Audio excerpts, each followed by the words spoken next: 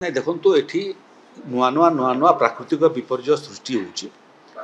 ବର୍ଷା ପାଇଁ ବନ୍ୟା ହେବା, ନଦୀ ବଢ଼ିଲେ ବନ୍ୟା ହେବା, ଏଇଟା ତ ବୁଝା ପଡ଼ୁଛି ପ୍ରକୃତିର ଏଇଟା ଚରିତ୍ର ଏଇଟା।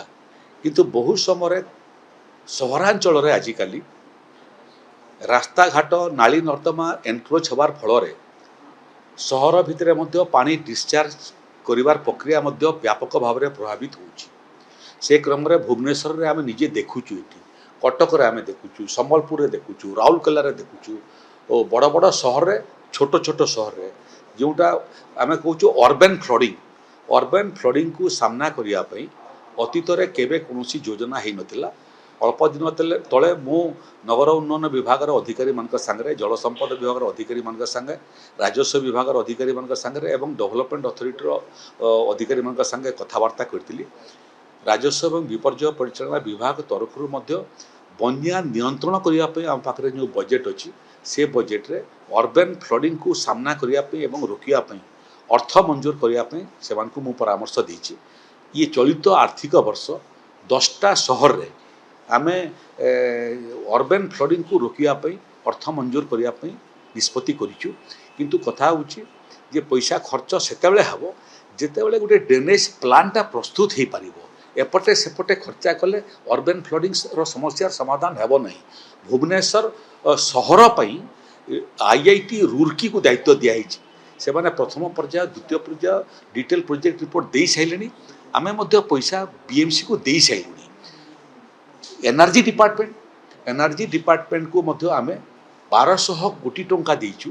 ବହୁ ସମୟରେ ପ୍ରାକୃତିକ ବିପର୍ଯ୍ୟୟ ସମୟରେ ଦେଖିବେ ଆପଣ ସବୁଠାରୁ ବେଶୀ କ୍ଷତିଗ୍ରସ୍ତ ଶକ୍ତି ବିଭାଗ ହୁଏ। ଆପଣଙ୍କର ପୋଲ ମାନେ ତଳେ ପଡ଼ିଯାଏ, ଟ୍ରାନ୍ସଫର୍ମର ମାନେ ତଳେ ପଡ଼ିଯାଏ ଏବଂ ତାରମାନେ ମଧ୍ୟ ତଳେ ପଡ଼ିଯାଏ। ଲୋକମାନଙ୍କର ଜୀବନ ମଧ୍ୟ ବିପଦାପନ୍ନ ହୁଏ। ସେଠି ଅଣ୍ଡରଗ୍ରାଉଣ୍ଡ କେବଲିଂ କରିବା ପାଇଁ ତାଙ୍କୁ ମଧ୍ୟ ପ୍ରଥମ ପର୍ଯ୍ୟାୟରେ 1200 କୋଟି ଟଙ୍କା ଆମେ ଦେଇଛୁ। ଆଜି ୱାର୍କସ ଡିପାର୍ଟମେଣ୍ଟ ଏବଂ RD ଡିପାର୍ଟମେଣ୍ଟର ମୁଖ୍ୟ ଶାସନ ସଚିବମାନଙ୍କର ଏବଂ ଅନ୍ୟ ଅଧିକାରୀମାନଙ୍କର ସାଙ୍ଗରେ ମଧ୍ୟ ସକାଳେ ମୋର ବୈଠକ କରିଥିଲି। ସେମାନଙ୍କୁ ମଧ୍ୟ ମୁଁ ପରାମର୍ଶ ଦେଇଛି, ଯେଉଁଟା ଆପଣ ରାସ୍ତା ଉପରେ ପାଣି ଯିବା କଥା ଉଲ୍ଲେଖ କରୁଥିଲେ, ସେଇଟା NHAI ହେଉ, ୱାର୍କସ ଡିପାର୍ଟମେଣ୍ଟ ହେଉ, RD ଡିପାର୍ଟମେଣ୍ଟ ହେଉ କିମ୍ବା ପଞ୍ଚାୟତ ଡିପାର୍ଟମେଣ୍ଟ ହେଉ, ଅତୀତରେ ଏହି ବିଭାଗମାନଙ୍କୁ ଆମେ ପଇସା ଦେଇଛୁ ରାସ୍ତାକୁ ଉଚ୍ଚା କରିବା ପାଇଁ।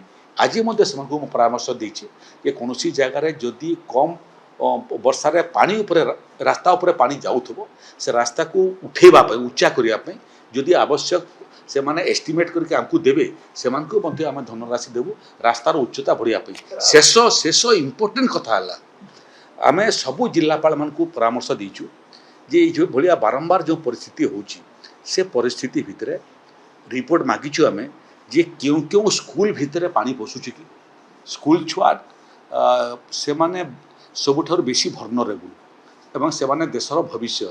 ତେଣୁ ଅଙ୍ଗନବାଡ଼ି କେନ୍ଦ୍ର ହେଉ କିମ୍ବା ପ୍ରାଥମିକ ଏବଂ ମାଧ୍ୟମିକ ଶିକ୍ଷାନୁଷ୍ଠାନ ହେଉ, ଯେଉଁଥିରେ ପାଣି ପଶୁଛି ତାର ଠାବ କରିବା ଏବଂ ତାର ଲିଷ୍ଟ ତିଆରି କରିବା ଏବଂ ତାର ରିପେୟାରିଂ ପାଇଁ ମଧ୍ୟ ଡିଟେଲ୍ ପ୍ରୋଜେକ୍ଟ ରିପୋର୍ଟ କରିକି ପଠାଇବା ପାଇଁ ପ୍ରଥମ, ବାକି ଅନ୍ୟ କାମ ଅପେକ୍ଷା ମୋର ପ୍ରୟାସ ହେବ ଯେ ଯେତେ ଅଙ୍ଗନବାଡ଼ି କେନ୍ଦ୍ର ଅଛି ଏବଂ ସ୍କୁଲ, ପ୍ରାଥମିକ ଏବଂ ମାଧ୍ୟମିକ ସ୍କୁଲ କିମ୍ବା ହାଇସ୍କୁଲ ଅଛି, ସେଠାର ଛାତ୍ରମାନେ କମ୍ ସେ କମ୍ ନିରାପଦରେ ରୁହନ୍ତୁ ଏବଂ ତାଙ୍କର ଫ୍ଲୋର ଯେଉଁଟା ଅଛି ସ୍କୁଲର ଯଦି ତଳେ ଅଛି ତାକୁ ରେଜ୍ କରିବା ପାଇଁ ଯାହା ଅର୍ଥର ଆବଶ୍ୟକତା ହେବ ବିଭାଗ ଦେବ।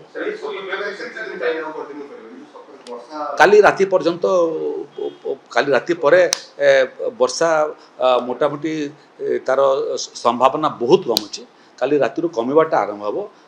ସମ୍ଭବତଃ 29 ତାରିଖ, 30 ତାରିଖ, 31 ତାରିଖ ବେଳକୁ, 1 ତାରିଖ ବେଳକୁ ପୁଣି ଶୁଖିଲା ଅବସ୍ଥା ଓଡ଼ିଶାରେ ଆସିଯିବ। जदि आपंक आम भिडी भल लगा तेब आम चैनल को लाइक, शेयर, सब्सक्राइब करने को जमा भी भूलु नहीं।